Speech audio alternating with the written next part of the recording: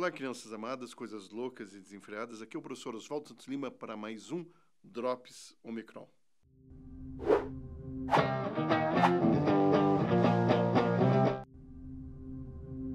Então, crianças, eu estava conversando com a Morgana hoje sobre qual seria a pauta deste Drops Omicron. Porque é bastante coisa, a gente acaba discutindo no dia. E eu acho que é importante isso, porque a gente vai falando das coisas contemporâneas também. Não é um YouTube sobre desembalar equipamento, sobre simplesmente técnica fotográfica ou só sobre linguagem. É sobre o que nós queremos falar naquele dia, mas um misto das coisas. Eu não vou ficar desembalando equipamento porque acho... tem muito youtuber que faz isso no exterior, muito melhor do que a gente poderia fazer e com acesso muito mais rápido ao equipamento, né? Posso falar de equipamentos novos, mas eu prefiro falar, ao invés de novos equipamentos, sobre novas tecnologias. Eu prefiro falar sobre linguagem fotográfica do que somente sobre técnica fotográfica. Eu prefiro falar sobre questões históricas da fotografia e sobre como essas questões históricas mudam o comportamento de clientes, de mercado, dos próprios fotógrafos, do que simplesmente falar de que aconteceu isso ou aconteceu aquilo. Eu acho que o trabalho do Omicron é um pouco de um YouTube com um pouco mais de profundidade. Não estou dizendo que os outros YouTubers fazem trabalhos rasos. Eles fazem os trabalhos que eles querem fazer. E eu faço trabalho no nicho que eles não querem fazer. A maioria deles, pelo menos. E acho que a pluralidade é importante. Se fosse só o nosso, ia ser terrível. Se fosse só o deles, ia ser terrível também. Eu acho que a pluralidade é importante. E dentro dessa pluralidade, a gente pode comentar, às vezes, uma notícia de jornal, como é que aconteceu na Folha de São Paulo, falando como a manipulação digital tem influenciado na credibilidade das imagens fotográficas. Eu vou até ler a manchete desse texto da Folha de São Paulo do último mês. Manipulação digital afeta a credibilidade da fotografia e diminui seu impacto. O autor é o Fred Hitchin, reitor da ICP, Centro Internacional de Fotografia, em Nova York. Visitei a ICP, tive diversos colegas, amigos e até alunos que fizeram a ICP, uma das maiores escolas de fotografia do mundo, fundada pelo Cornel Capa, irmão do Capa, do famoso Robert Capa, em 1972. A ICP mudou um pouco de cara, sabe? Quando ela foi para a nova sede dela, ela se aburguesou um pouquinho, se eu posso dizer assim. Senti isso quando estava em Nova York e senti isso de várias pessoas que fizeram a ICP, a antiga ICP e a nova ICP. Está muito mais voltado, eu acho, a um sentido um pouco mais burguês da palavra. Aqueles que me veem entendam isso como querem entender, até porque eu sou emissor dessa opinião, você é o receptor, você tem a capacidade de discernir das minhas palavras o seu entendimento. Mas dentro dessa história da manipulação digital, um reitor da ICP, um reitor emérito, a ICP não é uma faculdade, é uma escola livre, como o Omicron é uma escola livre, guardadas as devidas proporções de tradição, de tamanho, de impacto social, de impacto mundial que a ICP tem. Nós temos aqui o nosso núcleo de poder, né, que é dentro da Padre Germano, entre a deputada Carneiro de Campos e a Jaime Balão. Digamos assim que esse é o poder da Omicron, nossa influência na quadra.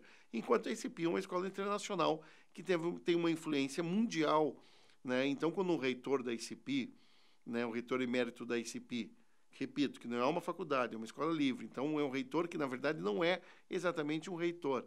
Mas quando o diretor da ICP expressa uma opinião, claro que a Folha de São Paulo já traduz esse texto e já coloca esse texto como um texto de importância, porque sim, é importante. Mas eu discordo de uma parte do texto. E vou colocar também no link, né, o link para a Folha de São Paulo, na descrição, o link para a Folha de São Paulo, para que vocês possam buscar esse texto na Folha de São Paulo. Ele fala que diminui o impacto da fotografia. Olha, eu acho que ele está falando isso tão tarde.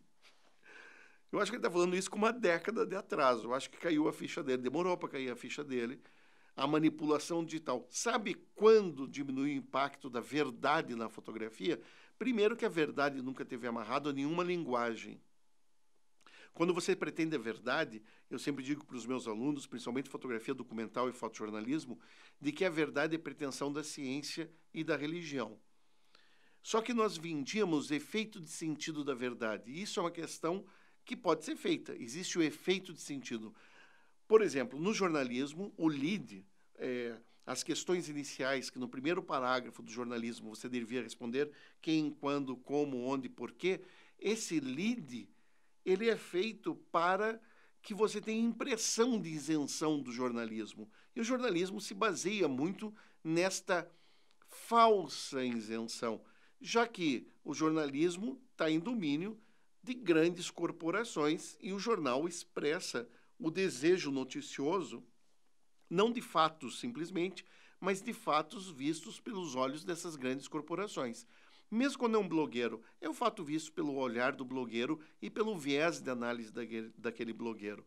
Eu vejo bons jornalistas e maus jornalistas fazendo a mesma coisa, fingindo isenção e se expressando de uma maneira ou outra dentro desse domínio, dessa imagem de isenção do jornalismo, jogando as pretensas opiniões para um lado ou para o outro. Por isso que é terrível no jornalismo brasileiro os jornais não falarem quem apoiam politicamente, né? Porque eles ficam todos com cara de isenção, mas alguns escrevendo pró-A, pró-B ou pró-C, e você fica achando que está vendo um veículo isento. E não é um veículo isento. Ele tem opinião política, ele tem um agir político, e a busca da isenção total do jornalismo é uma coisa complexa, mas mais complexo ainda é comprar que o jornalismo é totalmente isento. Não é totalmente isento. Quando o fato se transforma em notícia, essa notícia é abordada por um viés, e esse viés é do jornalista, ou no mínimo, né, ou em último caso, do veículo.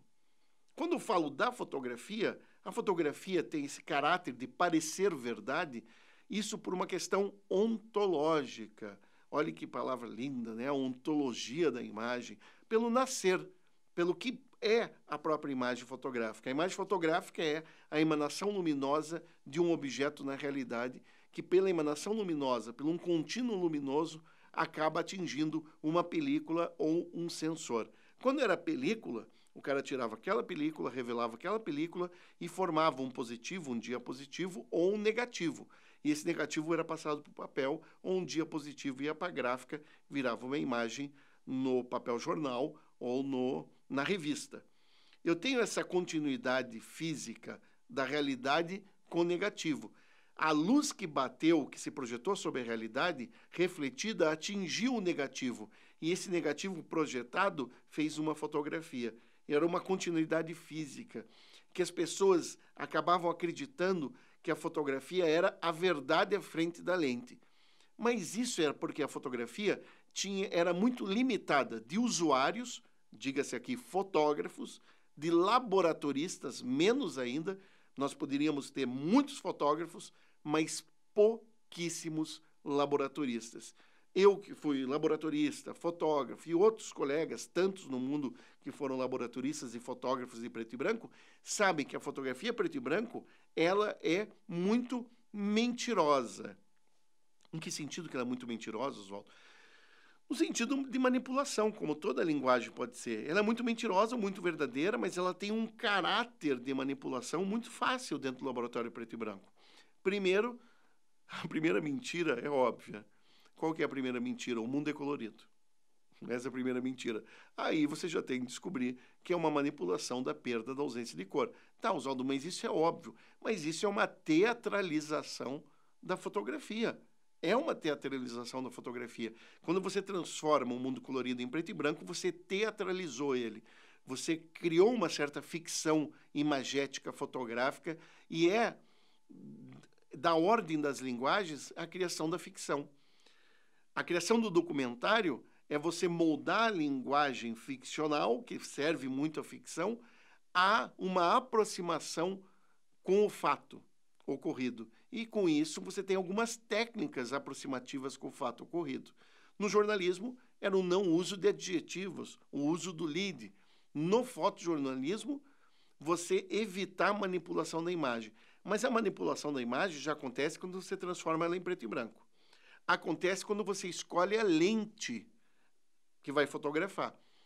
Se eu escolho uma 28, grande angular, para o full frame, eu já estou vendo o mundo por uma perspectiva. Se eu escolho uma 50, eu estou vendo por uma perspectiva mais próxima ao olhar humano, mas com um ângulo muito restrito de 46 graus. Se eu escolho uma 135, estou vendo lá por 21 graus e com um achatamento de planos comum a uma teleobjetiva. O que eu estou querendo dizer aqui é que quando você faz a escolha ótica, você faz uma escolha de abordagem, uma escolha política que não é isenta. Você já carrega para sua fotografia uma certa aproximação com o fato que você quer noticiar, se você é um jornalista, que você quer documentar, se você quer um documentarista. Se você é um documentarista, ou pretende ser um documentarista ou um jornalista. Então, acho que esse texto do reitor da ICP, ele está pelo menos uma década no atraso. Ele precisa ser abordado de uma forma diferente. A forma que eu acho que seria muito pertinente abordar é que a popularização da imagem fotográfica faz com que as pessoas se tornem operários da imagem e não só videntes dessa imagem. Eu não sou mais aquele que vê a imagem, eu sou aquele que opera a imagem. Eu tenho uma câmera, eu sei que eu aperto o botão e sai a foto ali.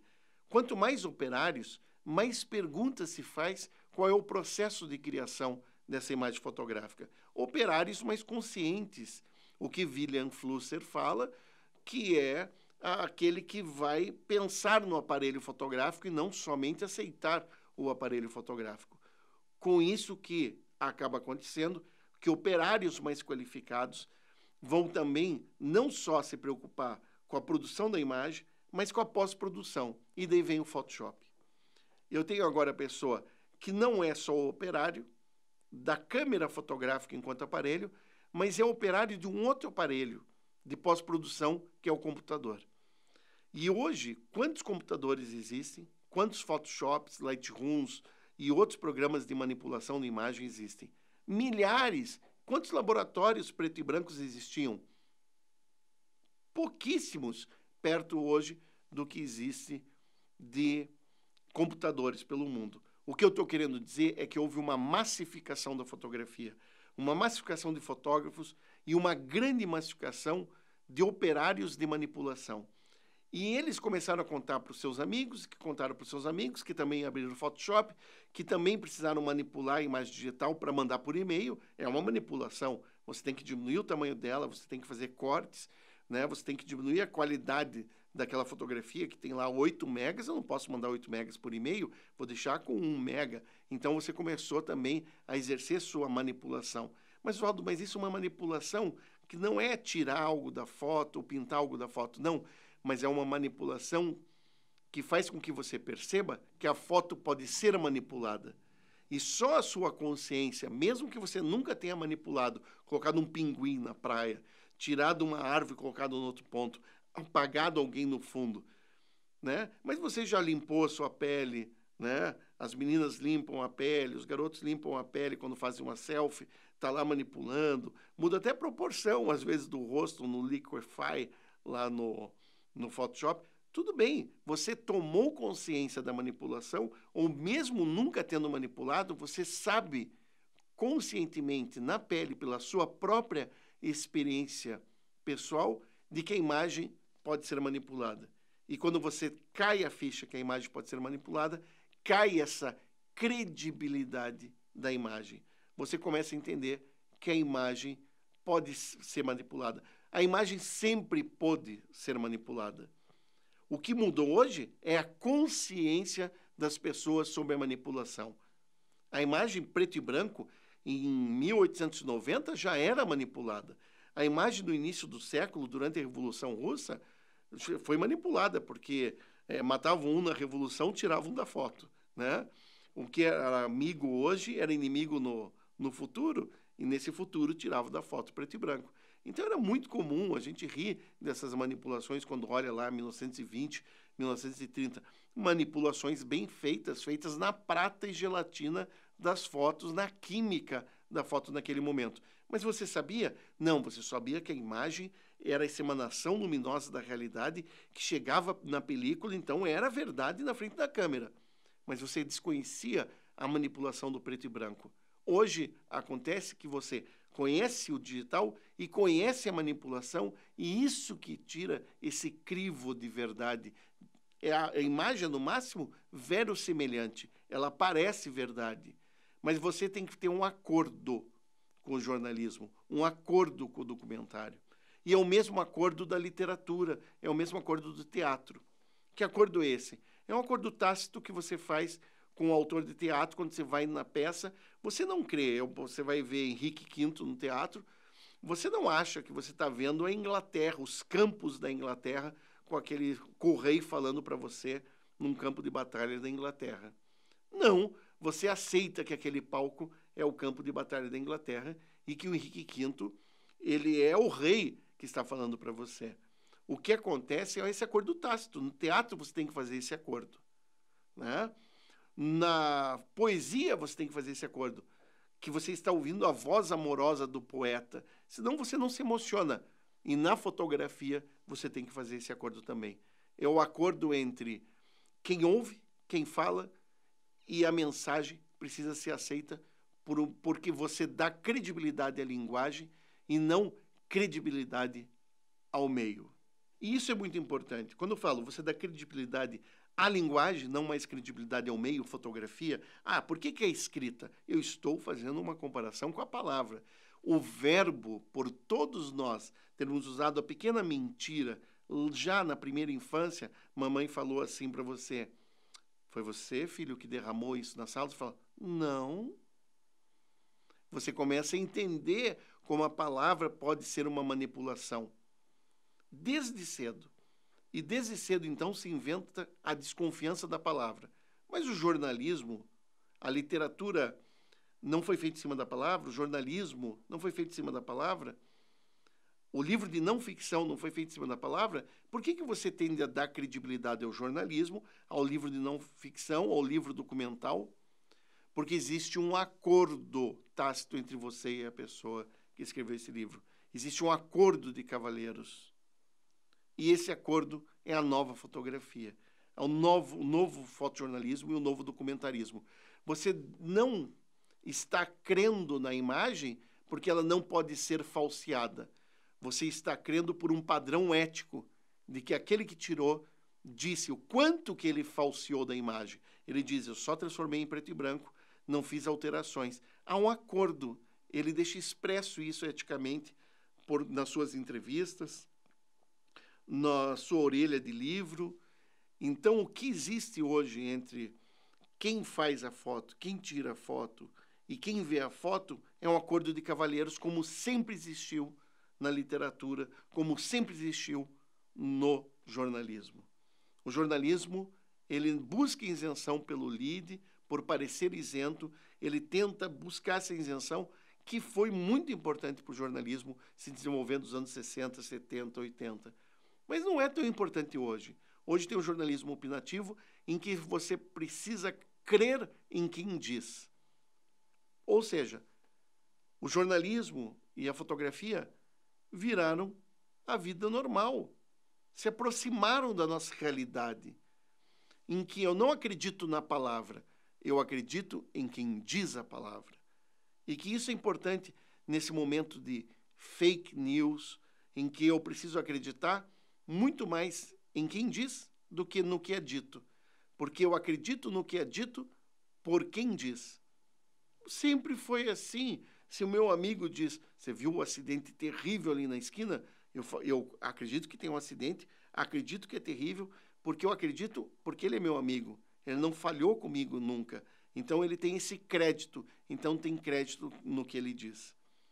Você viu essa foto do Lalo de Almeida, lá da Folha de São Paulo? Eu acredito, porque eu acredito na Folha como veículo não manipulatório de imagens fotográficas. Acredito no Lalo como grande fotógrafo, que tem um histórico por trás. Então, eu tenho crença no que ele fotografou. Agora, se aparece um tubarão voando, mordendo um helicóptero, no Whats, mando, sabe aquelas fotos? Notícias do Whats. Minha irmã adora as notícias do Whats. Ela sempre me conta uma nova. Você viu o que o Whats falou? Como se fosse assim. Você viu o que o Estadão falou, que a Folha de São Paulo falou, que a Gazeta do Povo falou? É o Whats, né? A agência noticiosa WhatsApp. O que acontece? Só por vir do WhatsApp eu já não acredito. Certo? É uma foto perdida no meio de uma multidão de fotos fakes que existe na internet. Então, hoje, a fotografia simplesmente se igualou ao verbo. O verbo eu dou crença não por ele ser o verbo, mas por quem diz. A fotografia eu dou crença não por ela ser uma foto. A questão ontológica, ela tem uma ligação com o real. Não, hoje eu dou crença nela por quem é o fotógrafo, quem é o veículo. Crianças amadas, coisas loucas e desenfreadas. Eu sei que eu falei um monte, eu tenho que lembrar, às vezes, que eu sou professor há muitos e muitos anos, e que, quando eu leio um texto desse, como li na Folha de São Paulo, eu tenho que fazer um pouco da crítica do texto. Eu acho que ele é um texto datado do mês passado, mas poderia ter sido escrito há 15 anos atrás. Seria uma data razoável para esse texto. Oswaldo, então, você está criticando o editor de fotografias do New York Times, que é esse senhor, e que reitor emérito da ICP em Nova York. Se for para criticar, escolha bem quem você critica. Porque criticar o Joãozinho, o Pedrinho, o John, o Paul ali da esquina, não me interessa. Eles não falam coisas importantes que mereçam a minha crítica. Faça o mesmo. Se for para criticar, você pode criticar todos. Não é muito melhor criticar Bresson e Sebastião Salgado? Eu critico muito os dois em sala de aula.